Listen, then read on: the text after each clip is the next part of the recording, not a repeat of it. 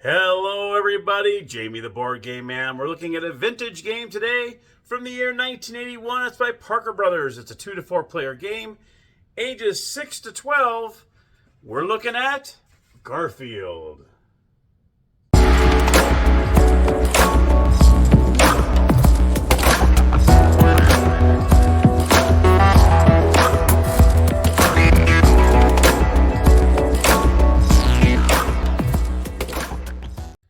Everybody, here we are at the gaming table with Garfield. Let's take a look. Alrighty, so here is the game of Garfield. You can see you have the board right here. You have some player cards, you have some Garfield cards, and you also have what should be 10 rings. Unfortunately, it looks like I'm missing 2 of them. So I have 8 of the 10 rings you're supposed to have, 2 dice, and then 4 player pieces. The object of the game is you're trying to go around the board 3 times. Once you go around the board 3 times, you are the winner. Each time you pass, you start right here. Every time you land on the tail end or you pass it, you grab a ring and place it in front of you. And like I said, first player with 3 of these wins the game. At the very beginning of the game, of course, you're going to roll the dice to see who goes first.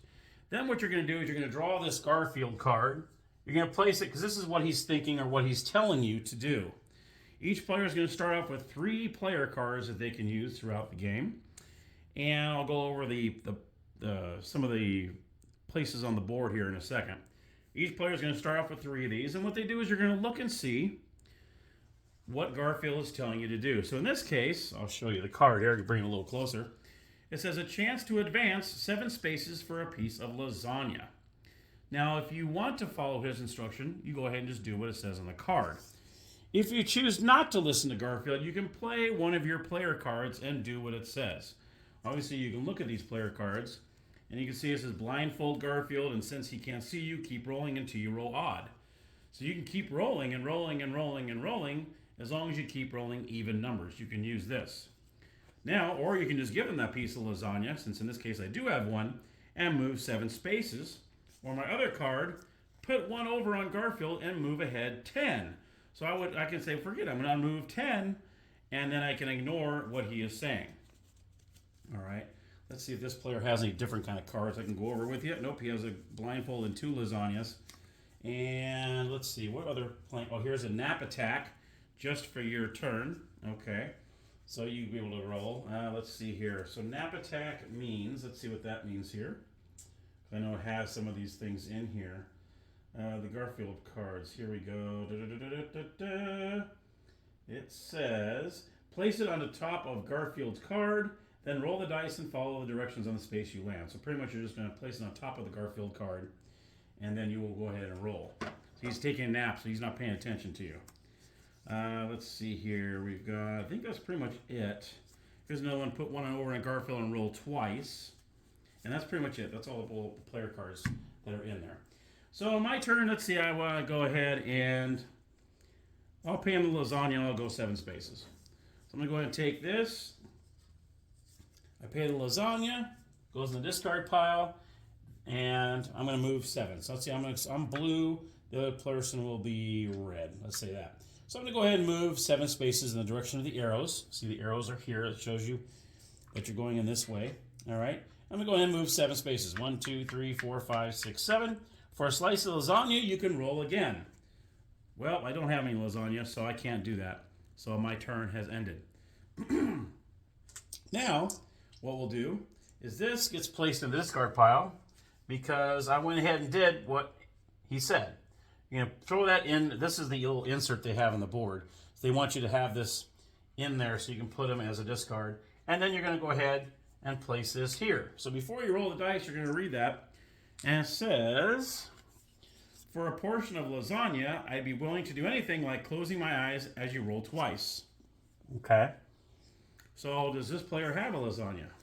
Well, as a matter of fact, he has 2 lasagnas.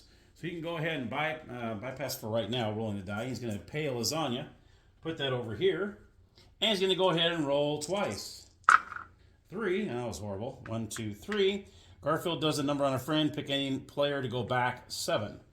So he's going to choose me to go back 7 spaces. 1, 2, 3, 4, 5, 6, 7. That puts me right back at start. And then I'm going to go ahead and roll again. 9.